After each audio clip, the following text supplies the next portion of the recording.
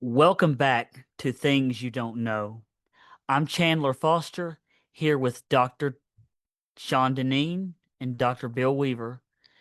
The next time you feel a gust of wind, I hope that you will actually think back to this podcast episode and be inspired to take action. Today, we examine wind power. Many organizations actively support wind power in the U.S., from industry trade groups like the American Clean Power Association, the ACP, formerly AWEA, and research bodies like the DOE's Wind Powering America, WPA, to environmental NGOs such as the Sierra Club and EDF, advocating for its expansion of clean energy, jobs, and climate goals, while other groups like North American Platform Against Wind Power, NAPAW, and local coalitions focus on scrutinizing impact. You have a voice. Do not sit on the sidelines and let others decide for you. Use your own voice. Wind power is one of the most mature, renewable technologies on Earth. It is not speculative, it is not experimental. And yet, in the United States, particularly along the East Coast, it has become a political punching bag.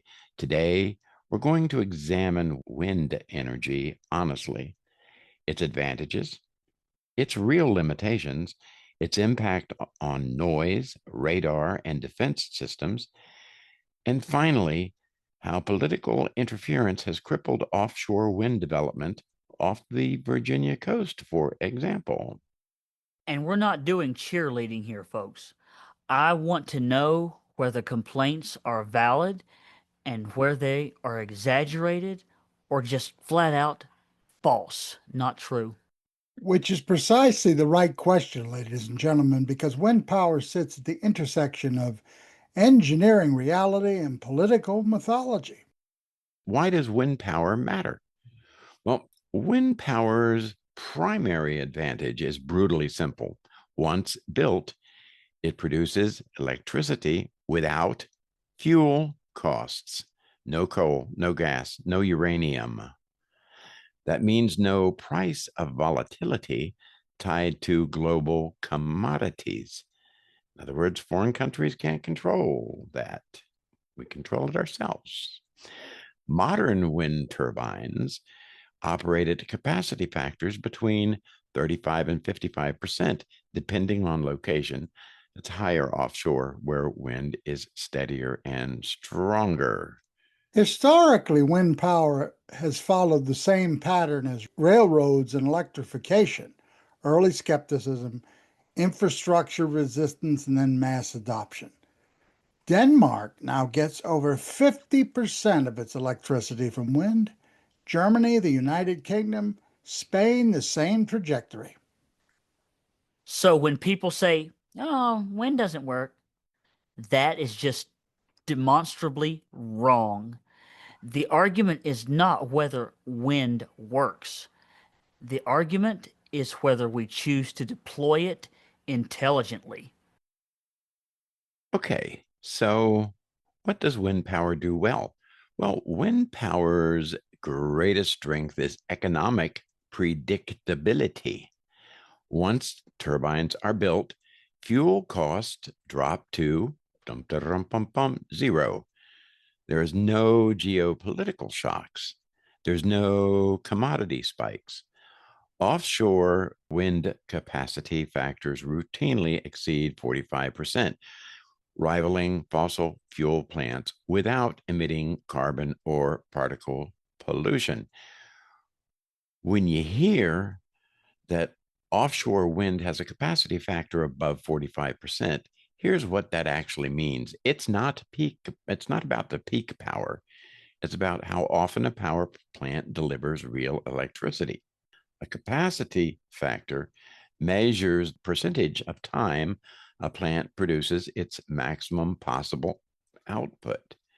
Coal and gas plants typically operate in the 40 to 60% range.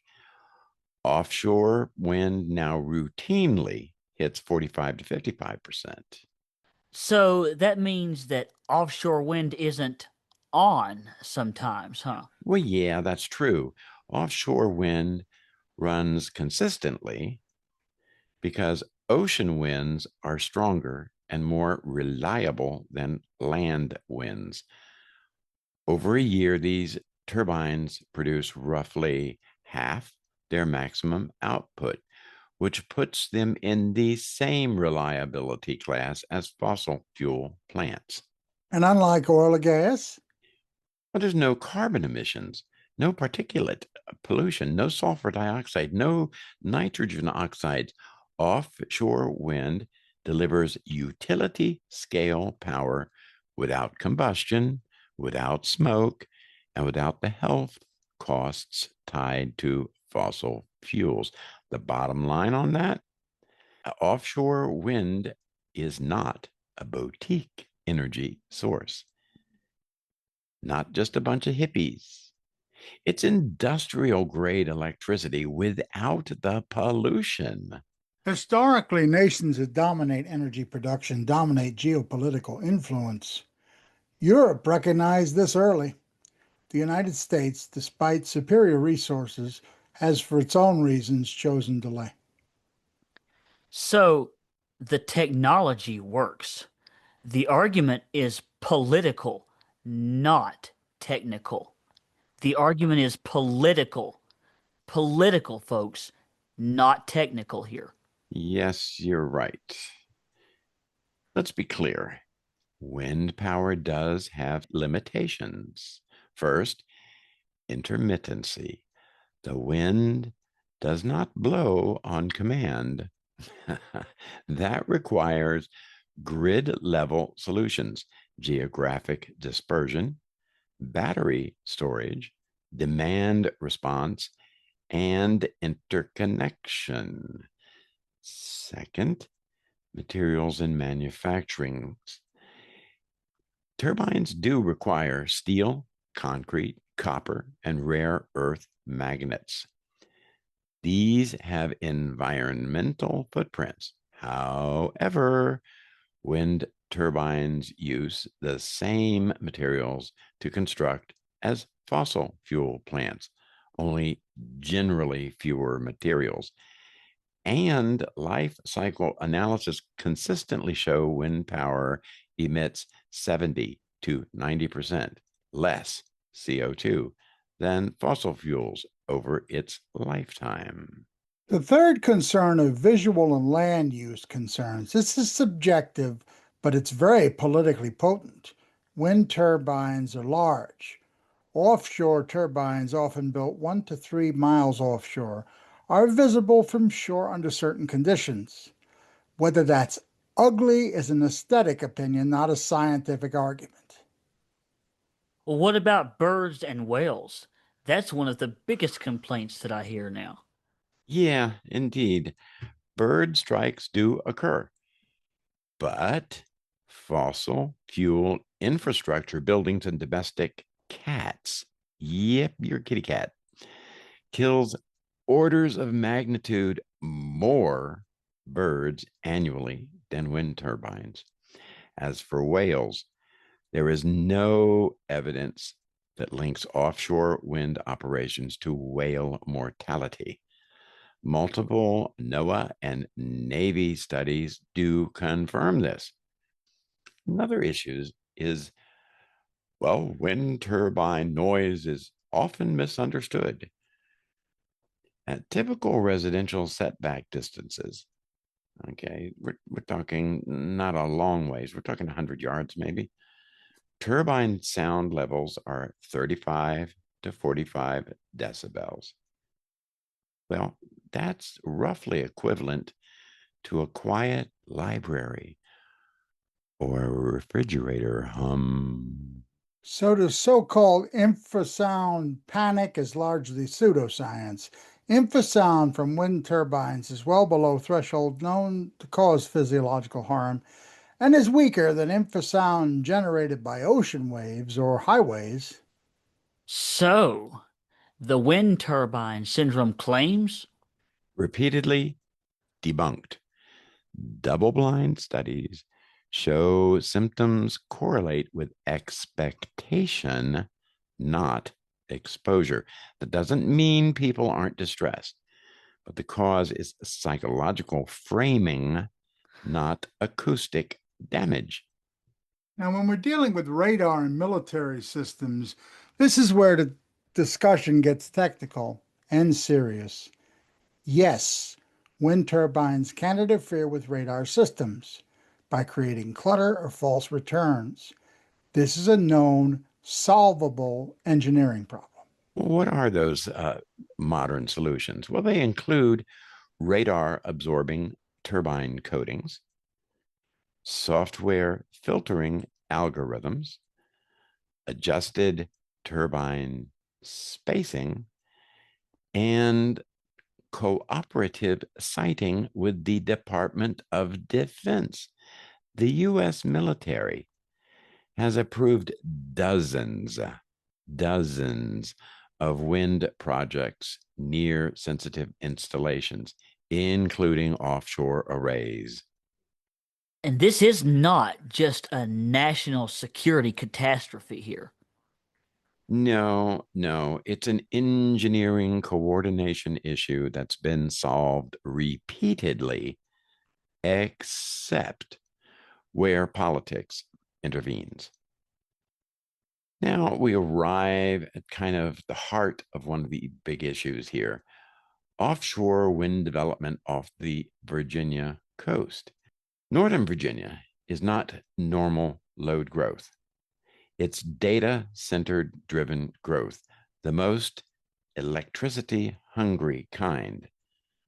A Virginia legislative audit research effort has put Northern Virginia data center demand around 4,140 megawatts. Now that's gigantic. That's called multiple large power plants worth.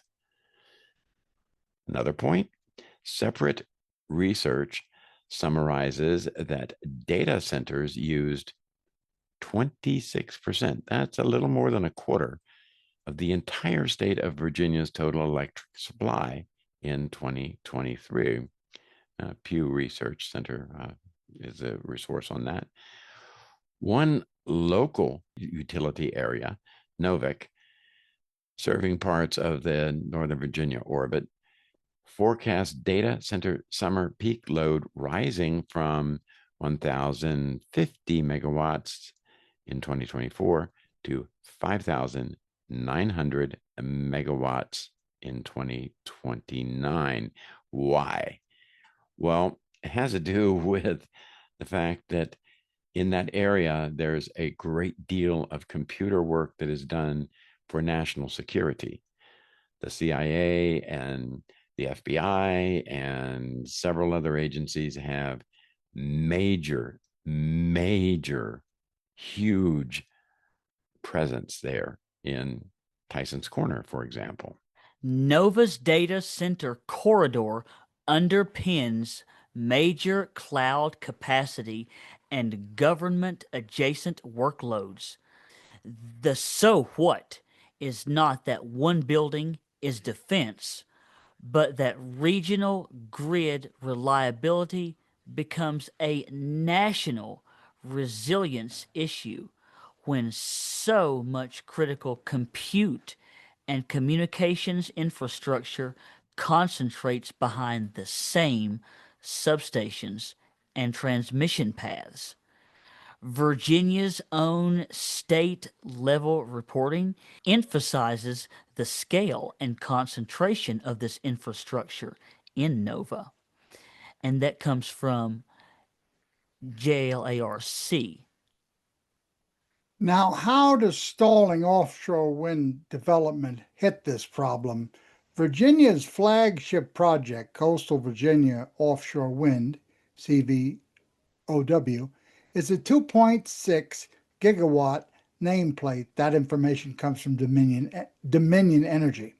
If you use the 45% capacity factor idea you quoted, Dr. Weaver, 2.6 gigawatts times 0.45 equals 1.17 gigawatt average output over the year. That is not a nice green add-on. That's a large, steady chunk of supply in a region screaming for more megawatts. So what happens if construction gets stalled or delayed? Reliability gets harder and faster. The load is surging, especially from data centers, but you just postponed one of the biggest new in-region generation sources that was supposed to come online soon. You lean more on gas, the so-called peaker plants, and their expensive capacity. PJM, the grid operator covering the region, has been warning and reacting as data center load drives reliability strain and higher costs. Recent reporting shows capacity prices and reliability actions tied to this surge. Costs also go up, and emissions will often go up with them.